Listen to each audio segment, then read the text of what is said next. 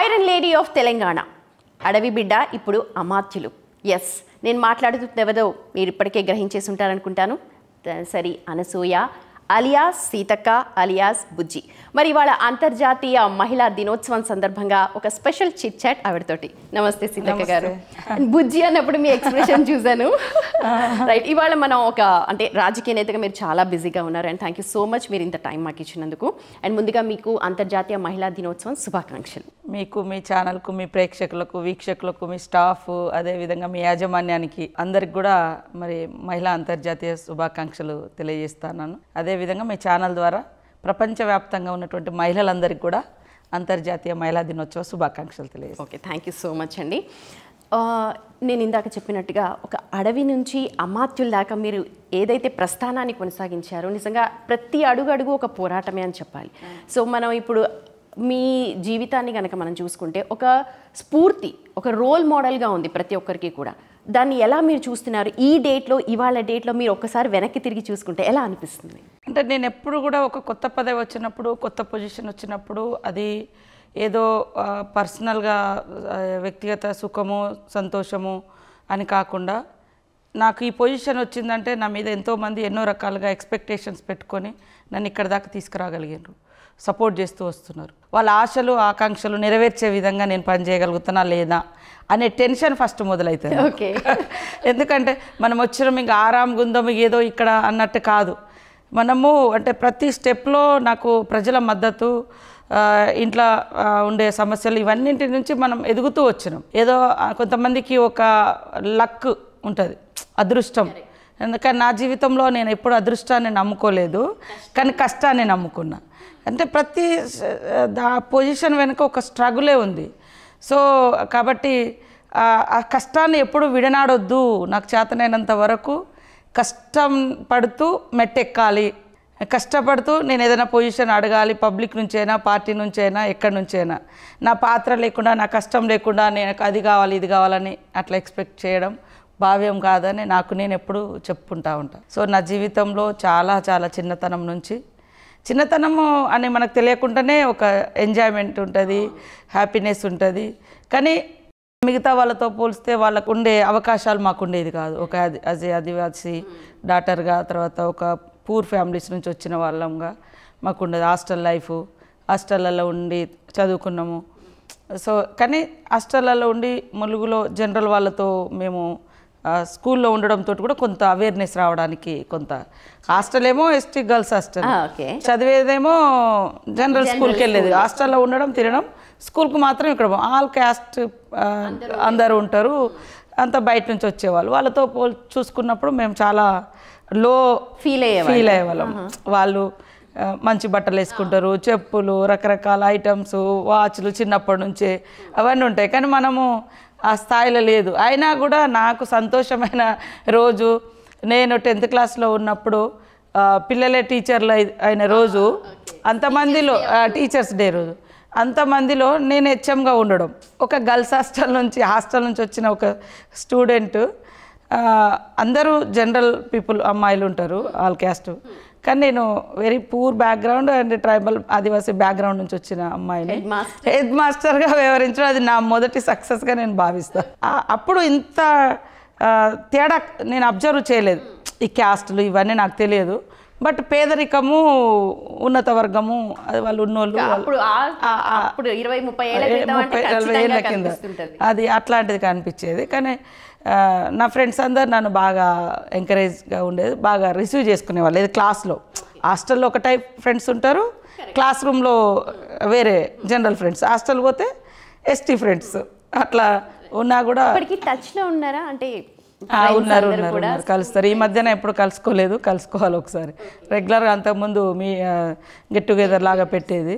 So నేనే ఈ మధ్య అనుకున్న ఒకసారి ఎక్కడన్నా కలవాలి అందరం అని. ఓకే, ఇప్పుడు బాల్యం అనేది నిజంగా ఒక మీరు అన్నట్టు ప్రతి ఒక్క అంశం కూడా మనకు గుర్తొస్తూ ఉంటుంది. ఆ బాల్యంలో 14 years తర్వాత జరిగిన విషయాల కంటే కూడా, కానీ మీ ఫ్యామిలీ, మీ తల్లిదండ్రులు ఇద్దరు కూడా ట్రైబల్స్లో, మిగిలిన సామాజిక వర్గాలు చూస్తే వ్యత్యాసం ఉండేది, ఆడపిల్లల్ని చదువుకోవడానికి పంపే. కానీ మీ పేరెంట్స్ అలా కాదు, ట్రైబల్స్లో ఉండి కూడా, ఆదివాసీలు అయ్యి ఉండి కూడా మహిళకి, ఆడపిల్లకి చదువు అవసరాన్ని పంపించారంటే నిజంగా హ్యాట్స్ ఆఫ్ అని చెప్పాలి ఆ టైంలోనే. వాళ్ళు చదువుకోలేదు. బట్ మా ఊర్లో కూడా 10th కంప్లీట్ చేసిన మొదటి అమ్మాయిని నేనే అనుకుంటా. మా అన్న ఉన్నా కూడా ఆయన కూడా చదువుకోలేదు, ఆయన చదివించలేదు. కానీ నన్ను మాత్రం మా నాన్న ఒక్కరోజు కొట్టి హాస్టల్లో జాయిన్ చేసిండు. అదే ఫస్ట్ అదే లాస్ట్. హాస్టల్ ఆయన ఎంతో కష్టపడి ఏం తెలియకుండా ఎవరి ద్వారానో పైరవి చేసుకొని లేదా రూట్ తెలుసుకొని ములుగు హాస్టల్లో వేయడానికి ఎంతో కష్టపడి నేను హాస్టల్లో చేస్తే నువ్వు పారిపోయి వస్తావా అని. నేను ఇక్కడ ఒకటి అడుగుతాను, అంటే ఆ టైంలలో ఆడపిల్లలు చదివే వద్దు ఇంట్లో కూర్చోపెట్టే టైంలో మీ ఫాదర్కి, మీ తండ్రి గారికి ఎందుకు అనిపించింది మన అనసూయని చదివించాలి అని? అది అంటే మా పక్కన వేరే నాన్ ట్రైబల్ ఫ్యామిలీ ఉంటుంది మా ఇంటి పక్కన, వాళ్ళ ప్రభావం కొంత ఉంటుంది. తర్వాత మా ఊర్లో అప్పటికి ఒక కానిస్టేబుల్ ఉండే, మా ఇంటి ముంగట పోలీస్ పటేల్ వాళ్ళ ఉండేది. వాళ్ళని చూసి మా నాన్నకు అది నా బిడ్డ కూడా చదువుకోవాలి అనే కాన్సెప్ట్ వచ్చింది. ఆయన తర్వాత 14 ఏళ్ళ తర్వాత మీరు ఆ సొసైటల్ ఇష్యూస్ కావచ్చు, మీరు ఇప్పుడు బుల్లెట్ చూశారు, అలాగే బ్యాలెట్ కూడా చూశారు, రెండు కూడా చూశారు. ఇప్పటికున్న సిచ్యువేషన్స్లో ఏమైనా చేంజెస్ కనిపిస్తున్నాయా, ఏమైనా మార్పులు కనిపిస్తున్నాయా? ఆదివాసీలతో మీరు ఆల్రెడీ ఉంటూ ఉన్నారు, ఇప్పటికీ టచ్లో ఉన్నారు, అక్కడ వాళ్ళ కష్టాలు తెలుసుకుంటూ ఉన్నారు. ఇన్నేళ్ల ప్రస్థానంలో ఏమన్నా మార్పులు వచ్చాయా? చాలా వరకు. అంటే ఒకప్పుడు రోడ్డు కనెక్టివిటీ కానీ, కరెంటు కానీ, డ్రింకింగ్ వాటరు, ఎడ్యుకేషన్, కొంత జాబ్స్, ఇవన్నీ ఒకప్పుడు చాలా వ్యత్యాసం ఉండేది. ఇప్పుడు కొంత బయట ఈ సొసైటీతో కనెక్ట్ అవుతున్నారు. కొన్ని గవర్నమెంట్స్ కూడా అక్కడ ఫోకస్ చేస్తున్నాం.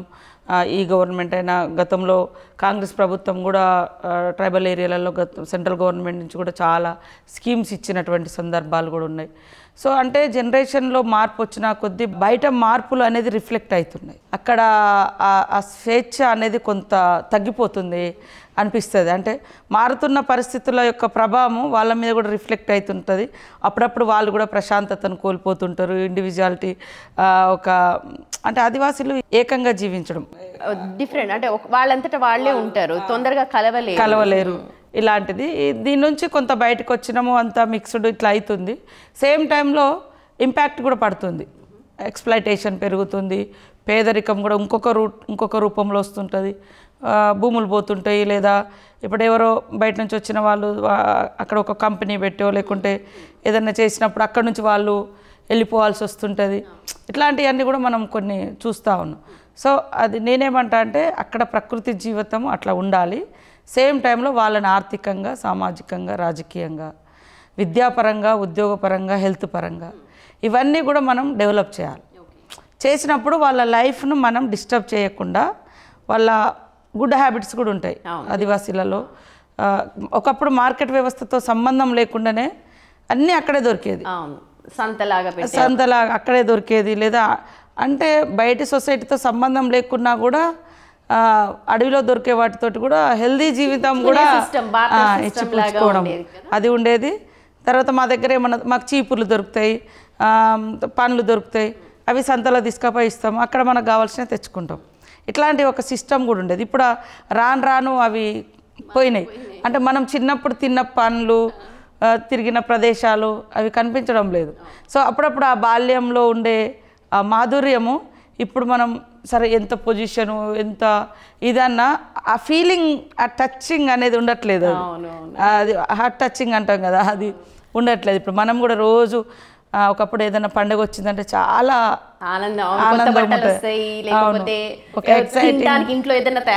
చేసుకో అట్లా ఉంటుంది. కానీ ఇప్పుడు అది అంత టేస్టీగా ఉండట్లేదు. అందులో మీరు ఇంటి గురించి మాట్లాడారు కాబట్టి చిన్నప్పుడు ఏమంటే ఇష్టం మీకు ఇప్పటికీ కూడా? నేను చిన్నప్పటి నుంచి పలానాదేం కాదు కానీ ఎక్కువ అడవిలో పండ్లు దొరుకుతాయి, ఎక్కువ ఇష్టపడేది. వాటి కోసం అడవిలోకి వెళ్ళేది. తునికి పండ్లు అంటాము మేము, బాగా అవి బాగా తినేది. తర్వాత అన్నిటికంటే బాగా టేస్ట్ మొర్రి పండ్లు అంటే బ్లాక్ ఉంటాయి. వాటి పప్పు కూడా ఇప్పుడు కూడా ఇక్కడ బాగా చేస్తారు, జీడిపప్పు లాగా కానీ మొర్రి పప్పు. కానీ అవి ఇప్పుడు కూడా నేను ఎటన్నా పోతే మొర్రి చెట్లు ఎక్కడన్నా వాటిని ఎతుకుతూ ఉంటా. అది చాలా అంటే చాలా టేస్టీగా ఉంటుంది. కానీ దాన్ని ఇప్పుడు కోల్పోయినామని అనిపిస్తుంది. అప్పుడప్పుడు మొన్న ఆదిలాబాద్ పోతుంటే రోడ్ ఎమ్మటున్నారు, ఈ చెట్టు ఎప్పుడు కాస్తుందో మళ్ళీ మనం ఇటు రావాలి. అట్లా అది చాలా చిన్నప్పుడు అట్లా అడవిలోకి వెళ్ళి పండ్లు తెచ్చుకొచ్చుకొని తినేవాళ్ళం, ఎండబెట్టుకొని వాటిని పలుకు కొట్టి. అది చాలా చాలా బ్యూటిఫుల్ లైఫ్. నిజంగా బాల్యాన్ని మీరు ఎంత మిస్ అయ్యారో అది మీ కళల్లో, మీ మాటల్లో తెలుస్తోంది. తర్వాత నేను అన్నట్టుగా 14 years తర్వాత మీరు నక్సలిజం వైపు వెళ్ళడం, లేకపోతే అక్కడ పోరాటాలు చేయడం, అక్కడ కూడా మీరు నార్మల్ పొజిషన్లో ఏం లేరు, మంచి దళ కమాండర్ హైయెస్ట్ పొజిషన్లో అండ్ లేటెస్ట్ వెపన్స్ని కూడా వాడినట్టుగా ఇన్ఫర్మేషన్. సో ఎందుకు అనిపించింది మొత్తం జనజీవన స్రవంతిలోకి వచ్చాక, అది కూడా మీరు వచ్చిన తర్వాత లా ప్రొఫెషన్ చేపట్టారు, మళ్ళీ చదువుకోవాలన్న జిజ్ఞాసన లేకపోతే ఏంటి, ఎక్కడ మీకు ఆ స్పార్క్ తగిలింది? అంటే చిన్నతనం నుంచి బాగా చదువుకోవాలనే, అంటే ఫస్ట్ ఏమో నాకు వద్దు అని మా ఇంటికి వస్తే మా నాన్న కొట్టి ఒక రోజు కొట్టే హాస్టల్ వేసిండు. కానీ హాస్టల్ లైఫ్తో బాగా ఎంజాయ్ చేసినాం, బాగా అడిక్ట్ అయిపోయినాం. అంటే ఇంకంత ఒక పెద్ద ఫ్యామిలీ లాగా ఉంటుంది హాస్టల్ అనేది, ఒక సామాజిక సెక్యూరిటీ కూడా అది. అందరితో షేర్ చేసుకుంటాం మన ప్రాబ్లమ్స్, ఇష్టపడు మనం ఏమైనా డల్గా ఉంటే మా సీనియర్స్ జూనియర్స్ సీనియర్స్, ఇది ఈ లైఫ్ నుంచి మనం ఇండివిజువల్ లైఫ్ పోవాలంటే అర్థం కాలే. ఆ తర్వాత అప్పుడున్నటువంటి కండిషన్ మూమెంట్ కూడా చాలా ఎక్కువ ఉండేది. ప్రతి ఊళ్ళల్లో మంచి వాళ్ళను ప్రైడ్ చేసేవాళ్ళు, అంటే ఇష్టపడము, వాళ్ళని ఎక్కువ రెస్పెక్ట్ చేయడము, అదొక చాలా త్యాగం అనే దాన్ని దాంతో ఇంకా అటు వెళ్ళినాక అక్కడ కూడా నేను చదువుకున్నా బాగానే.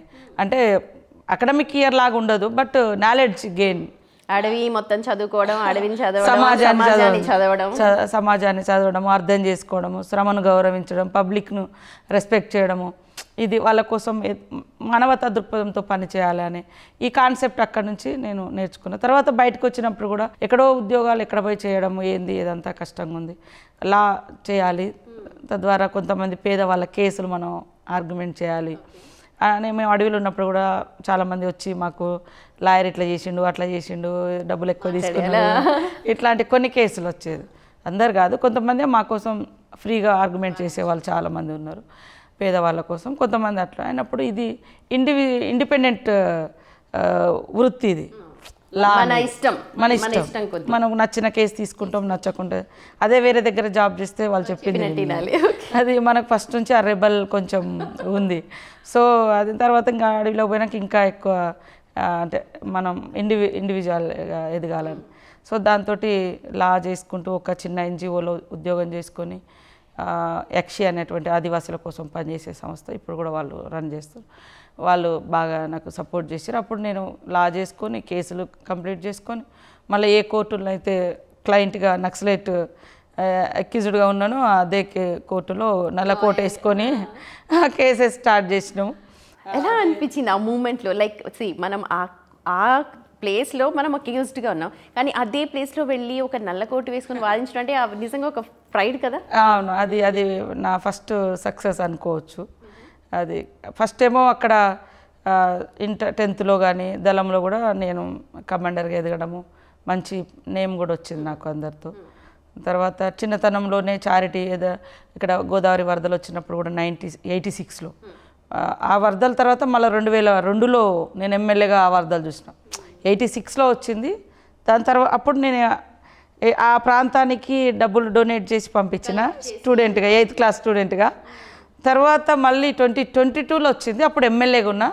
చాలా అక్కడే 1 వీక్ ఉండి అందరికీ సర్వీస్ చేసి, అది నాకు జీవితంలో ఒక అంటే అవకాశం, గుర్తుండిపోయే ఛాన్స్. అంటే ఎప్పుడైనా సంక్షోభం వచ్చినప్పుడు మనం ఏంటిదో మనం పనిచేయడం ద్వారానే ప్రూవ్ చేస్తాం. అట్లా కరోనా టైంలో కూడా మనం అంతా సైలెంట్గా ఉన్న టైంలో మనం బయటికి వెళ్ళాలి అనే ఒక లక్ష్యంతో, వాస్తవంగా ఎప్పుడో చచ్చిపోవాల్సిన వాళ్ళము బతికినాము. సో ఇది bonus life, extra life, second life, extra life కాబట్టి చచ్చిపోతే చచ్చిపోతాంలే అని అప్పుడు కూడా కరోనా టైంలో కానీ బాగా తెగించడం. నాతో పాటు చాలామంది పాపం మా క్యాడర్ కూడా బయటకు వచ్చి. సో అప్పటి నుంచి ఇప్పటికి స్టడీస్ మీద నాకు ఇంకా తగ్గలేదు. ఇప్పుడు కూడా మళ్ళీ ఈ మధ్య కాలంలో నేను PhD కంప్లీట్ చేసిన, పొలిటికల్ సైన్స్ డాక్టరేట్, తర్వాత LLM చేసిన మొన్ననే. ఇప్పుడు మళ్ళీ లాలో PhD చేద్దామని ఎంట్రన్స్ ప్రిపేర్ అవుతున్నా. దీనికి అంతు లేదా? అంతు లేదు, జ్ఞానానికి అంతు లేదు. జ్ఞానం అనేది నేర్చుకోవాలి. నేను ఎప్పుడు టైం దొరికినా కూడా జ్ఞానానికి సంబంధించినటువంటి బుక్స్, రకరకాల ఆథర్స్, మంచి సొసైటీ కోసము లేదా నీ వ్యక్తిత్వాన్ని ఎలా డెవలప్ ఇంప్రూవ్ చేసుకోవాలి వ్యక్తిత్వం దానికోసం, లేదా లీడర్షిప్ క్వాలిటీస్ ఎట్లా పెంచుకోవాలి, లీడర్ ఎట్లుండాలి, ఇట్లాంటివి కూడా నేను చదువుతా. లీడర్ ఎట్లుండాలి అని చదువుతున్నారు, కానీ మీరు ఎక్కడ కూడా లీడర్షిప్ని ఎక్కడ కూడా అంటే you are leading the team, but ఆ లీడర్షిప్ లేకపోతే ఆ ఆరోగెన్స్ ఎక్కడ కనిపించదు. నార్మల్ చాలా అంటే మా ఇంటి పక్కన ఒక మనిషితో మాట్లాడుతున్నట్టు లేకపోతే మా అక్కతో మాట్లాడుతున్న ఫీల్డ్లోనే కల్పిస్తూ ఉంటారు. అదే లీడర్షిప్ అంటేనే అది, అందుకనే అది నేర్చుకుంటున్నాను నేను. ఇంకా నాకు అప్పుడప్పుడు చాలామంది వచ్చి ఇరిటేట్ అవుతుంటాం, అయ్యో ఈరోజు ఎందుకైనా పాపం ఎందుకు తిట్టినా, ఎప్పుడన్నా ఏదన్నా ఒక మాట జారినా కూడా నాకు ఒక 10 సార్లు 20 సార్లు డే అంతా అట్లనే ఉంటుంది ఆ మైండ్లో, అయ్యో ఇట్లా అనకుండా ఉండాల్సింది పాపం.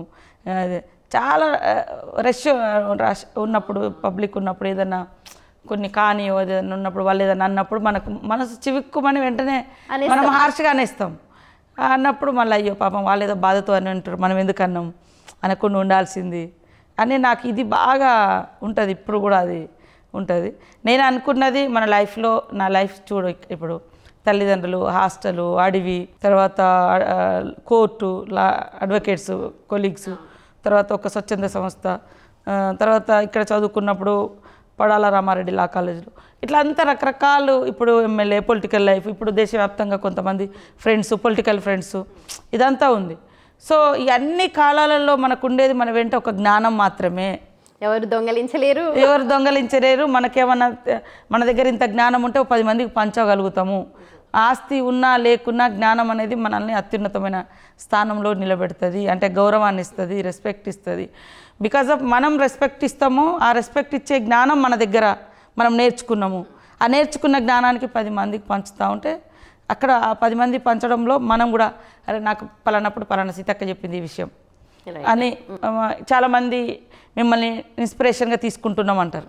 సో అది చాలా ప్రౌడ్గా, అంటే నాకు అదొక పెద్ద ఆభరణం. అది ఏదో ఇది వేసుకుంటే ఇది కాదు, అది నేను దానికి బానిసను. వాస్తవంగా ప్రజలు ఎప్పుడైనా మంచి మాటలు, ఓకే మీరు ఇది చేసిర్రు మాకు సంతోషం అంటే నిజంగా అంతకంటే గొప్పది ఏముంటుంది.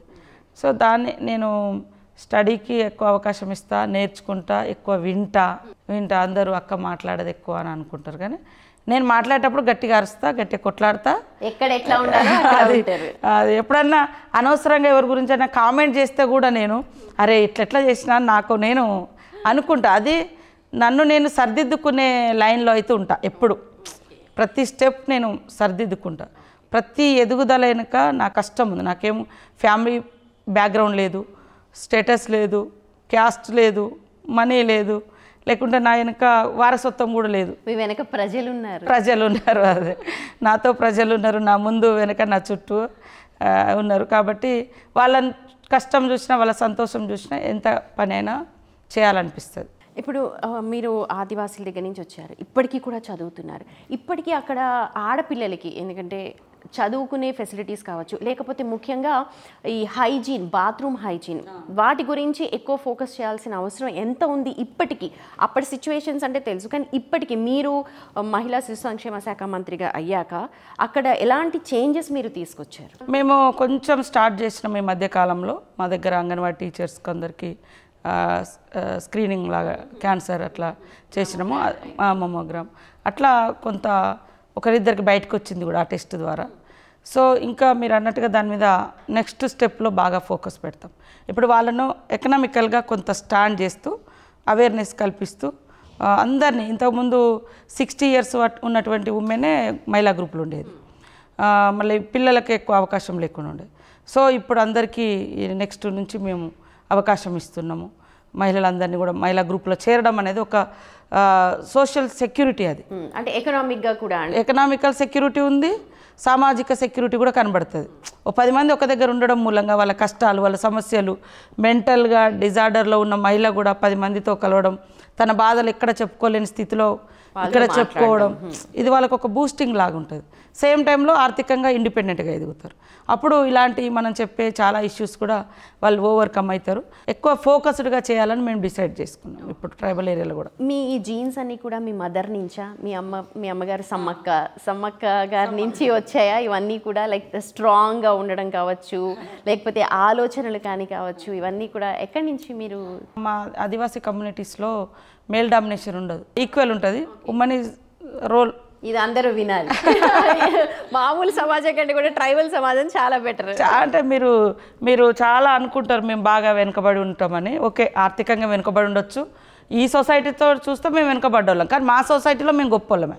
రాజులు రాజ్యాలు వెళ్ళిన వాళ్ళు, సమ్మక్క ఒకప్పుడు ఆ రాజ్యం వెళ్ళింది, ఇటు గోండువాన రాజ్యం, ఇట్లాంటివన్నీ ఉన్నాయి ఒకప్పుడు.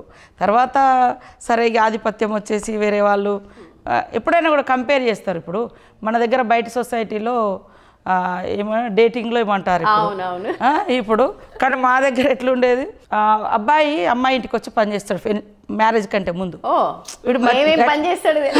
అన్ని పనులు చేయాలి ఇంట్లో. ఊర్లో ఒక 3 నెలలు 4 నెలలు ఉండేది ఒకప్పుడు. ఉండి కరెక్ట్ పర్సనా కాదా, ఇంటికి అల్లుడు కరెక్ట్ అవుతాడా కాదా ఇటు చూస్తాం. మళ్ళీ అటు కూడా ఈ అమ్మాయి కూడా పోయి ముందే 3-4 మంత్స్ పని చేస్తుంది. వాళ్ళ ఇంట్లో ఉంటారు, ఉండి అన్నీ చూసుకుంటారు. మాట ముచ్చట అయిన తర్వాత ఫస్ట్ చెక్ చేసుకుంటారు ఇట్లా, అంటే అండర్స్టాండ్ చేసుకోవడానికి, ఆ కొత్త వాతావరణాన్ని ఈ అమ్మాయి కూడా అర్థం చేసుకోవడానికి. ఇట్లాంటి సిచ్యువేషన్ కూడా మా దాంట్లో మొదటి నుంచి ఉంది. అది ఇప్పుడు వీళ్ళు ఏదో కొత్త పేరు పెట్టిర్రు. ఇంకోటి మా దగ్గర కట్నాలు ఇచ్చుకోవడం అనేది లేదు. ఇప్పుడు కూడా ఆదిలాబాద్ సైడు ఒకప్పుడు అబ్బాయిల ఇంటికాడనే పెళ్ళి, అమ్మాయిల కట్నం లేదు, అమ్మాయిలు ఖర్చు లేదు, అబ్బాయిలే భరించాలి. ఎందుకంటే అమ్మాయి మన ఇంటికి ముంగటికి వస్తున్నప్పుడు అమ్మాయి ఎక్కడ ఉండాలి, అబ్బాయి ఇంటి ముంగట ఉండాలి. ఇంటి ముంగట ఉండేటప్పుడు ఆ ఊరోళ్ళకి కదా మనం ఫస్ట్ తెలియదు ఈమె మా కోడలని. సేమ్ టైంలో మా దాంట్లో 11 రూపాయలు ఒక మేక, కోళ్ళు ఇట్లా ఇచ్చి తీసుకుపోయి అక్కడ అమ్మాయికి ఇచ్చి, అమ్మాయి ఇంటి దగ్గర ఫస్ట్ విందు చేస్తాం. మా అమ్మాయి ఇంటి దగ్గరనే ఫస్ట్ ఈ పిల్లని తీసుకుపోయేటప్పుడు తయారు చేస్తాం. ప్రధానం అంటారు వాళ్ళు, వచ్చి ఒక ఉంగరం ప్రధానం మీద చేస్తారు. అప్పుడు మేము మా చుట్టాలను అందరిని పిలుచుకొని విందు ఇక్కడ పెడతాం. అప్పుడు కూడా వాళ్ళు మాకు 11 రూపాయలు అబ్బాయి వాళ్ళు ఇచ్చి ప్రధానం చేసి ఈ అమ్మాయిని తీసుకుపోతారు. అప్పుడు చుట్టాలందరూ తీసుకుపోయి అక్కడ అబ్బాయికే ఖర్చు ఎక్కువ ఉంటుంది. అమ్మాయి సుప్రీం మహారాణి మారిపోతుంటుంది. అవును, అక్కడికి అయిన తర్వాతనే యాక్చువల్గా అట్లా మా ఇంట్లో కూడా కొంచెం మా అమ్మది ఉంటుంది డామినేషన్. ఆమె చూస్తుంది కుటుంబ వ్యవస్థ అంతా.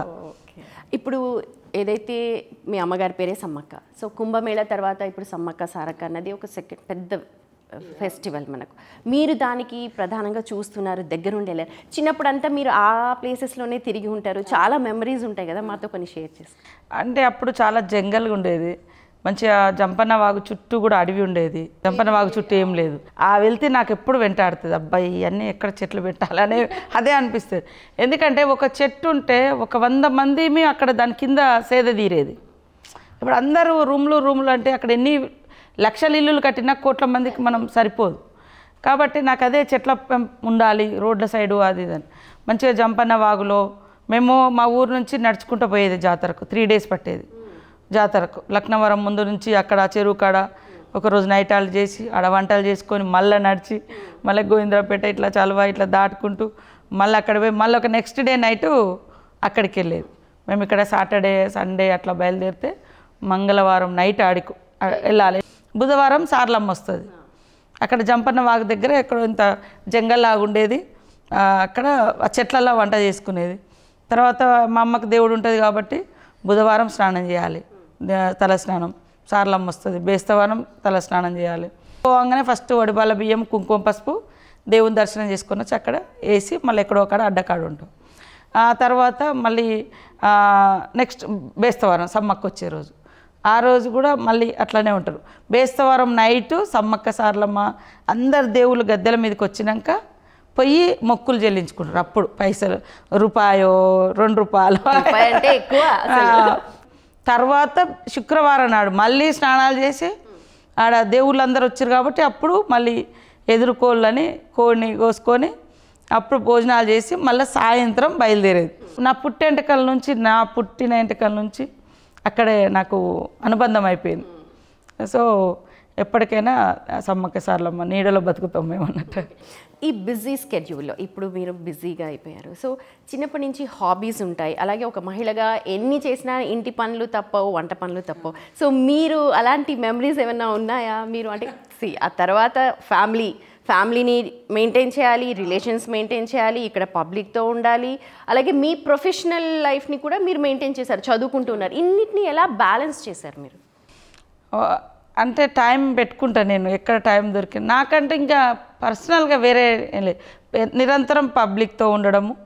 ఇంట్లోకి వచ్చినా ఇది కూడా హాస్టల్ లెక్కనే ఉంటుంది, ఎప్పుడు జనంతోటే ఉంటాము. మా డ్రైవర్లు గన్మెన్ అందరు ఇక్కడ పక్కన ఈ రూమ్లలోనే ఉంటారు, అంతా ఒక ఫ్యామిలీ లాగానే ఉంటాం.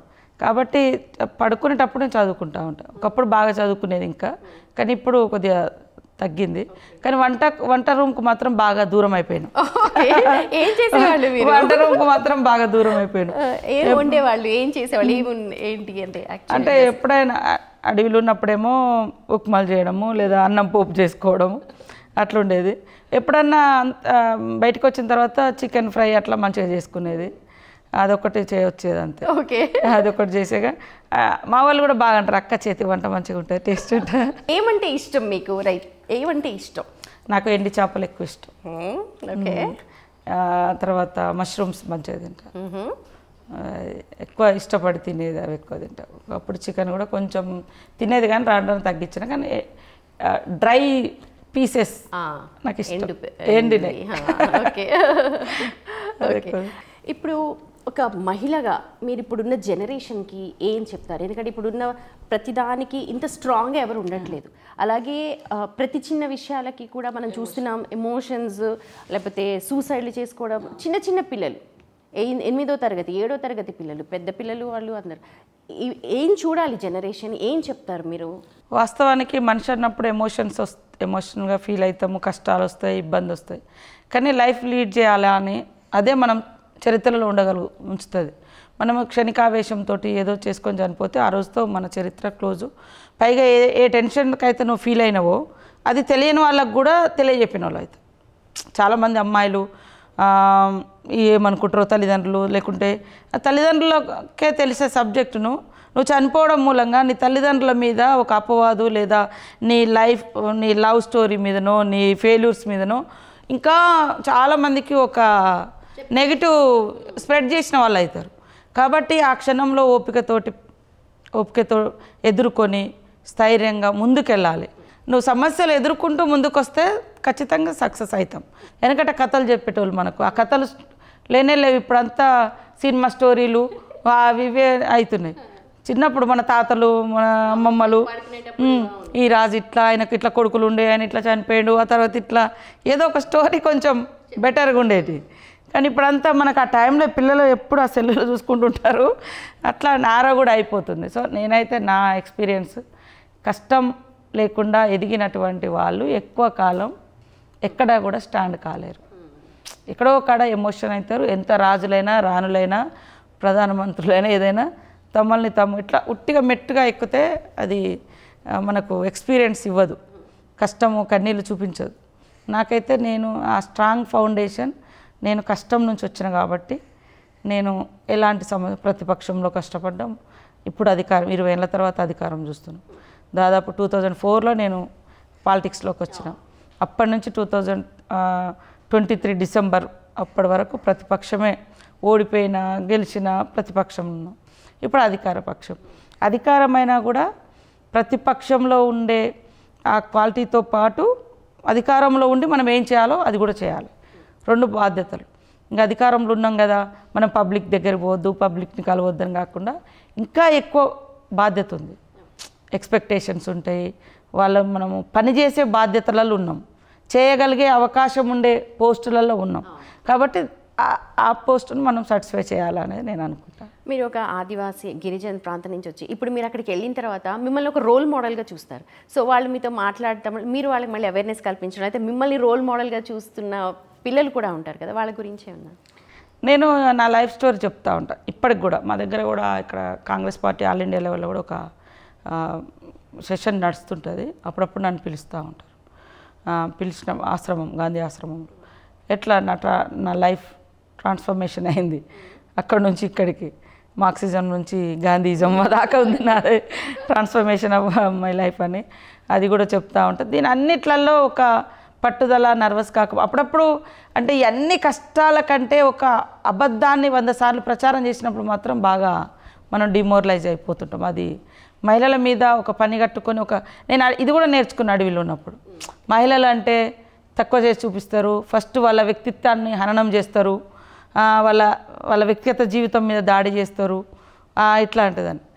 ఇక్కడ కూడా మనం ఏదైనా ఒక మంచి సక్సెస్లోకి వస్తే అదర్ పార్టీస్ నుంచి సరే అందులో ఏముంది ఉన్నది ఉన్నట్టు మాట్లాడి పెడితే కాదు, కానీ లేనిది తీసుకొచ్చి రుద్దుతూ ఉంటారు. అరే ఒక ఆడ మనుషులు ఇప్పుడే ఈ సొసైటీలో ఎదుగుతున్నారు, మాలాంటి జాతుల నుంచి 75 ఏళ్ళ తర్వాత ఒక సమ్మక్క సారక్క జాతి నుంచి మొదటి మంత్రి నేను, అంటే మా కోయ జాతి నుంచి మేజర్గా. అయినా కూడా మా సక్సెస్ను కొంతమంది జీర్ణించుకోలేక, సక్సెస్ అయితే మా ఫ్యామిలీసే ఉండాలి, లేడీస్ అయినా జెంట్స్ అయినా, వేరే వాళ్ళు ఎవరు ఉండొద్దు. ఇప్పుడు కరోనా టైంలో నేను కష్టపడ్డా, అది నా ఇష్టంతో కష్టపడ్డా, ఎవరి కోసమో కాదు, నా వృత్తి నా ప్రవృత్తి నా బాధ్యత అది. దాన్ని కొంతమంది ఏదో రీళ్ళ కోసం అదే చావు బతుకులను ఎదిరించి ఎన్ని రోజులు పబ్లిసిటీ కోసం అని కొంతమంది మాట్లాడతారు. మేము కరోనా టైంలో చేసిన సర్వీసు చాలామంది ఇన్స్పిరేషన్గా తీసుకున్నారు, చాలామంది మా అక్కడ పీపుల్కి హెల్ప్ చేశారు. ఇప్పుడు కూడా మమ్మల్ని అంటారు మీరు చేసిన పని అంటే మాకు ఇష్టము, మేము మిమ్మల్ని ఇన్స్పిరేషన్గా తీసుకొని మేము ఈ పని చేసినాం.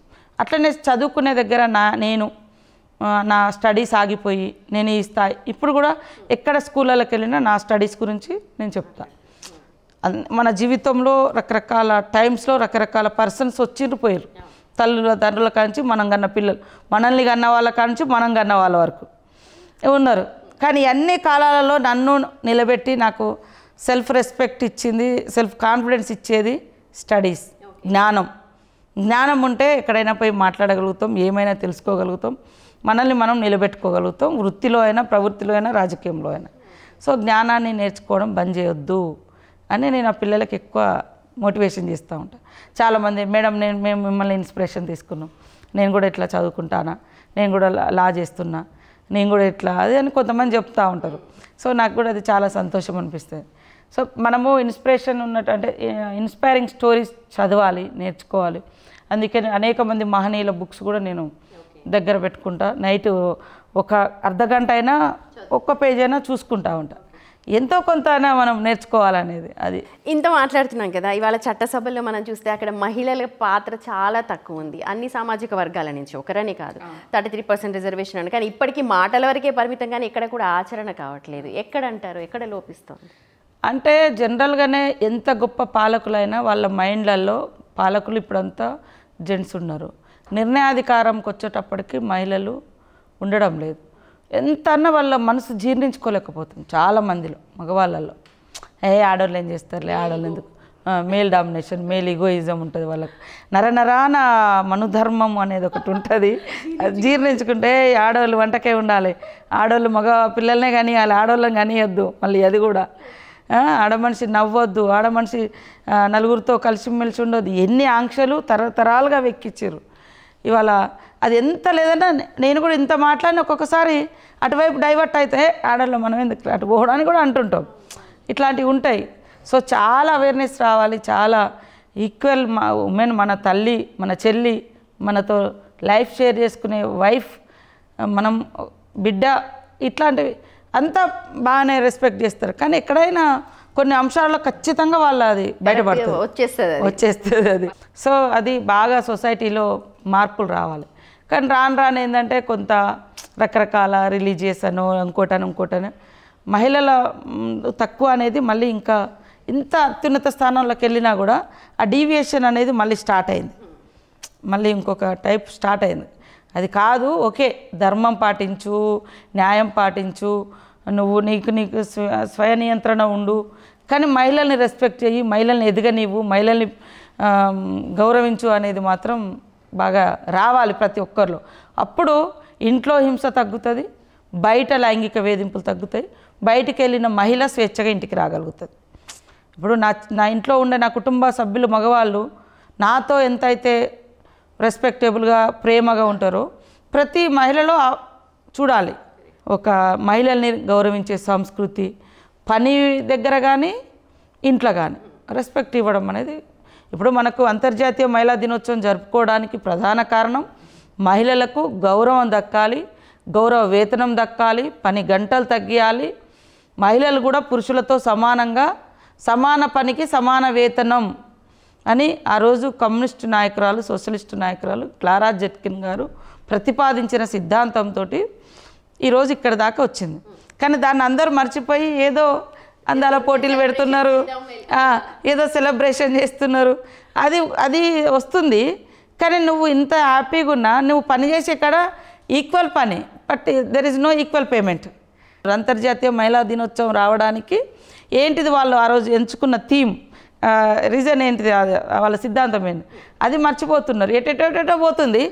ఆడ సెలబ్రేషన్స్ కాడ పోయినా కూడా మళ్ళీ ఎక్కడ అవకాశం దొరుకుతుందో అమ్మాయిని ఏం చేద్దామని చూసేటోళ్ళు కూడా ఉంటారు. ఇప్పుడు సెలబ్రేషన్ అని పిలుస్తారు, ఏదో డ్రింక్స్ అవి పెట్టుకుంటారు. అక్కడ కూడా ఇదే వెకిలి చూపులు కూడా కనబడుతున్నాయి. అందుకోసం ఇన్ని సంవత్సరాలైనా కూడా మార్పు రాకపోవడానికి అనేక కారణాలు ఉన్నాయి. ఈ మార్పు ఖచ్చితంగా రావాలి అంటే ప్రతి ఇళ్ళల్లో తమ బిడ్డల కొడుకుల మైండ్లలో అమ్మను గౌరవించు, అక్కను గౌరవించు, చెల్లెని గౌరవించు, ఇదే గౌరవం నువ్వు బయట కూడా ఇవ్వరా బాబు అని ఖచ్చితంగా నేర్పించాలి. ఇది ఒక పాఠం లాగా తరగతి గదుల నుంచే అమ్మాయిలను స్ట్రాంగ్ ఉంచాలి, అబ్బాయిలు అమ్మాయిలను రెస్పెక్ట్ చేయాలి. సో ఇట్లాంటి జరగాలని నేను ఆ రోజు నుంచి నాదొక ప్రయత్నము. సో ఈ మధ్య కొన్ని మేము మళ్ళీ అంతా లేడీస్ ఆఫీసర్స్ మేమంతా కూర్చొని ఒక సబ్జెక్ట్ ఏదన్నా అదే ఉమెన్ రెస్పెక్ట్ అండ్ పనిష్మెంట్ ఎట్లా ఇవ్వాలి ఈ రేపిస్టులు అట్లాంటి అది అనేది కూడా ఒకటి తయారు చేద్దామని అనుకుంటున్నాను. ఓకే, అంటే ఇప్పుడు రేవంత్ సర్కార్లో రాబోయే 5 ఏళ్లలో విమెన్ ఎలా ఉండాలని మీరు ఎస్టిమేట్ వేసుకుంటున్నారు? విమెన్ పాత్ర పర్టికులర్గా ఉమెన్ రాజకీయంలలో మంచిగా ఎదగాలి. ఇప్పటికి కూడా పాలిటిక్స్లో రిజర్వేషన్ వస్తుంది కాబట్టి సీట్ ఇస్తాం. కానీ వాళ్ళ వెనుక మొత్తము భర్తలే, వెనుక కాదు ముందట పెత్తనం అంతా, వెనుకుంటే ఏం కాదు, ముందటంతా వాళ్ళదే ఉంటుంది. సో అది తగ్గించాలి. ఎందుకంటే స్వతంత్రంగా ఎదగాలి. రేపు రాబోయే కాలంలో ఎక్కువ సీట్లు మహిళలకు చట్టసభలలో కూడా వస్తుంటాయి.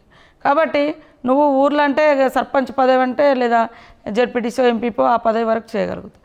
కానీ అసెంబ్లీలో నువ్వు మాట్లాడాలి అంటే లేదా జిల్లా పరిషత్లో మాట్లాడాలంటే నువ్వైతే పోయి ఆడ మాట్లాడలేవు కదా. కాబట్టి మహిళలకు స్వతంత్ర నిర్ణయాలు తీసుకునే అధికారం రావాలి. చట్టసభలలో కూడా వాళ్ళ పాత్ర పెరగాలి. వాళ్ళ కాళ్ళ మీద వాళ్ళు నిలబడాలంటే ఆర్థిక సమానత్వం కూడా, ఆర్థిక స్వేచ్ఛ, సంపాదించడంలో వాళ్ళ పాత్ర పెంచాలి, ఖర్చు పెట్టుకోవడంలో కూడా డెసిషన్ మేకర్స్గా కూడా వాళ్ళు ఉండాలి. అది పొలిటికల్ కానీ ఎకనామిక్ సంబంధించి కానీ ఏదైనా కానీ చట్టసభలో నిర్ణయాధికారంలో వాళ్ళ పాత్ర సమానంగా ఉండాలి. ఇళ్లలో కూడా కుటుంబ వ్యవహారంలో కూడా వాళ్ళ పాత్ర గణనీయంగా ఉండాలి. దానికోసం ఫస్ట్ వాళ్ళను ఆర్థికంగా ఎంపవర్ చేయాలి, ఆర్థికంగా సపోర్ట్ చేయాలి అని మేము ఎక్కువ మహిళా గ్రూపులకు వడ్డీ లేని రుణాలు ఇస్తూ ఆ ఇచ్చిన డబ్బులను ఎక్కడన్నా ఒక్కడ ఇన్వెస్ట్ చేసుకోండి. 5 లక్షలు తీసుకుంటున్నారు, 5 లక్షలకు నెక్స్ట్ ఇయర్ వరకు కనీసం 10 లక్షలు ఇంక్రీజ్ చేసుకోండి అని మనం అట్లా వాళ్ళని సపోర్ట్ చేస్తాం. వాళ్ళకు ఆర్థికంగా ఇన్కమ్ జనరేట్ అయినప్పుడు వాళ్ళకు ఒక నమ్మకం వస్తుంది, ధైర్యం వస్తుంది, ఖర్చు పెట్టుకుంటారు. వాళ్ళకి నచ్చిన పద్ధతిలో ఏది అవసరమో వాళ్ళకి తెలుసు కాబట్టి ఖర్చు పెట్టుకునే స్వేచ్ఛ ఉంటుంది. సో అందుకనే సీఎం రేవంత్ రెడ్డి గారు ఫస్ట్ మహిళలకు ఆర్థిక సమానత్వం, ఆర్థిక స్వేచ్ఛ ఉండాలి అని మహిళల మీద బర్డెన్ పడకుండా మీరు ఎటన్నా పోండి తల్లి, మీ అమ్మగారింటికి పోతారా, మీ బిడ్డ హాస్టల్ ఉంటే పోతారా, చుట్టాలు చనిపోతే పోతారా, కానీ డబ్బు లేకుండా మీరు పోగలగాలి అని ఫ్రీ బస్ పెట్టారు. అట్లనే ఇళ్ళల్లో ఇళ్ళల్లో ఉన్నప్పుడు ఆడోళ్ళ మీదకి వస్తుంది కరెంటు, వస్తాడు కరెంటు కట్ చేస్తాడు, మళ్ళీ ఆమెనే ఇబ్బంది పడుతుంటుంది.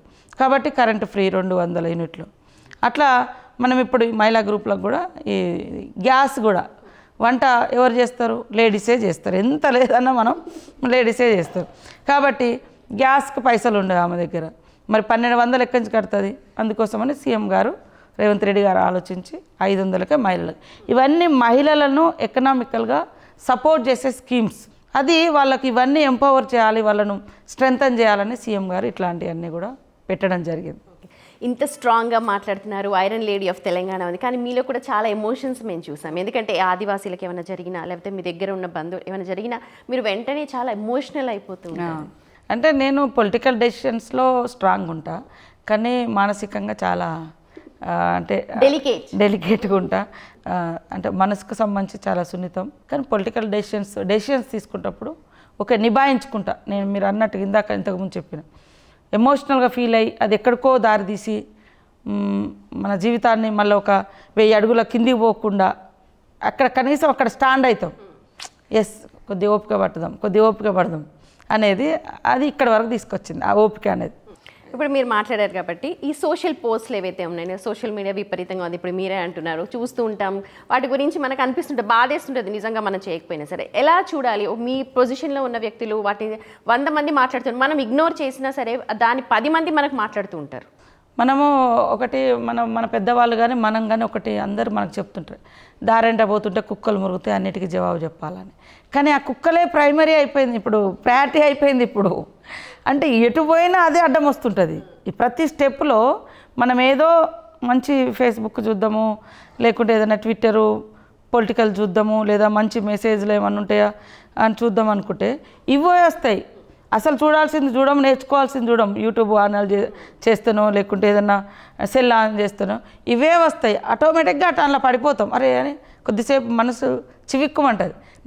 నేను ఏ విషయంలో ఎక్కువ మంది దగ్గర నుంచి నేర్చుకోలే, కానీ సోషల్ మీడియా విషయంలో నువ్వు పట్టించుకోకక్క అని ఇది బాగా నాకు చేస్తారు. పట్టించుకోదంటే ఎక్కువ పట్టించేస్తున్నారా? అంటే ఫీల్ అవుతారు, ఏదన్నా వచ్చింది ఇది చూడండి రా బాబు, ఇది ఏదో పెట్టిరని. పట్టించుకోవద్దక్క, మనలాంటి వాళ్ళం పోతా ఉంటే కుక్కలు మురుగుతాయి అక్క అంటారు, నాకు చెప్తుంటారు పాపం మనోళ్ళు. అంటే నన్ను కొంత లాస్ట్ ఎలక్షన్స్ ముందు నేను సిన్సియర్గా చేసిన వర్క్ను కూడా ఎలక్షన్ల కోసం దాన్ని బ్లేమ్ చేశారు. నేను ఈ వర్క్ చేసినా నేను ఎప్పుడు క్లెయిమ్ చేసుకోలేదు. జస్ట్ మేము ఏం పని చేస్తామో మా పిల్లలు రోజు కార్యక్రమాలు పెడతాం, అప్లోడ్ చేస్తాం, మా డ్యూటీ అది. ఇట్లాంటి చెప్పుకోవడంలో తప్పు లేదు కదా. దాన్ని కూడా వాళ్ళు రకరకాలుగా అయినప్పుడు మన పిల్లలు నాకు అదొక చెప్తాడు, ఏ పట్టించుకోవద్దక్క అని. సీతక్క గారు, మీరు నార్మల్గా దింసా డాన్స్ కావచ్చు, లేకపోతే ఏదైనా డాన్స్లు మీరు ట్రైబల్ ఏరియాస్ కూడా చేస్తుంటారు, కానీ పాటలు కూడా బాగా పాడతారు అని, హమ్ చేస్తారు అని చెప్పి విన్నాం. సో మా ప్రేక్షకుల కోసం ఒక చిన్న లైన్ ఏదైనా పర్లేదు, ఏదన్నా. ఆ చల్లని సముద్ర గర్భం దాచిన బడబానలమెంతో, ఆ నల్లని ఆకాశంలో కానరాని భాస్కరులెందరో, ఆ చల్లని సముద్ర గర్భం దాచిన బడబానలమెంతో. దాశరథి గారు అదే, చాలా బాగుంది. సరే, ఫైనల్గా ఇప్పుడు మహిళలకి మీరు ఇచ్చే సందేశం ఏంటి? అంతర్జాతీయ మహిళా దినోత్సవం సందర్భంగా మా తెలంగాణ మహిళలకు, ప్రపంచంలో ఉన్న మహిళలందరికీ కూడా అంతర్జాతీయ మహిళా దినోత్సవ శుభాకాంక్షలను తెలియజేస్తూ ఉన్నాను బిగ్ టీవీ ఛానల్ ద్వారా. ముఖ్యంగా మహిళలు తరతరాల అణచివేత నుంచి ఆత్మగౌరవంతో తలెత్తుకొని ఇన్నాళ్ళ తర్వాత బతుకుతూ ముందుకు వస్తూ ఉన్నాం.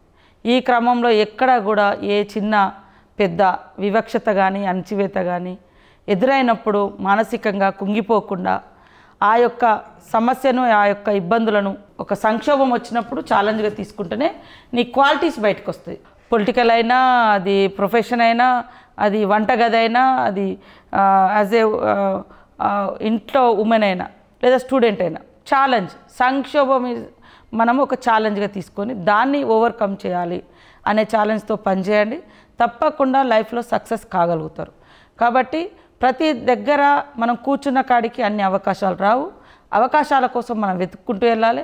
వెతుక్కుంటూ వెళ్ళే క్రమంలో రకరకాల ఇబ్బందులు, రకరకాల సంక్షోభాలు, సమస్యలు ఎదురైతే ప్రతి సమస్యను ఒక సవాల్గా తీసుకొని ముందుకెళ్ళడమే మనం ఈరోజు ఎదగడానికి ఒక ముఖ్య భూమిక పోషిస్తుంది. ఇది నా లైఫ్లో నేను నేర్చుకున్నది. Thank you so much Seethakka గారు, అండ్ వన్స్ అగైన్ మీకు అంతర్జాతీయ మహిళా దినోత్సవం శుభాకాంక్షలు. Thank you. For more videos like this, subscribe Big TV channel.